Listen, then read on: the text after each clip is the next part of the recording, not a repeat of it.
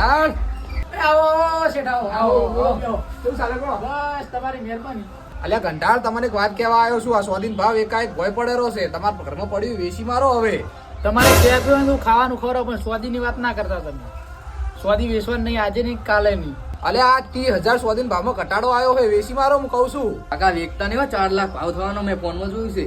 શેઠ તો કે આપણે થોડી વેચી મારવાની હોય. સાચી વાત છે, ના વેચાય. શેઠ તો કહેવાના. આ તો કીધું તમને, હવે બાકી તમારી ઈચ્છા. A few moments later. કંટાળ.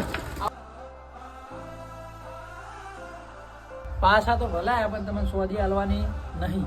અલ્યા પેલા મારી વાત તો અભળો. સ્વાધીનો ભાવ 85,000 ઘટી ગયો છે. અરે ના શેઠ, મારો છોકરો કે 10 લાખ સ્વાદીનો ભાવ થવાનો હોય.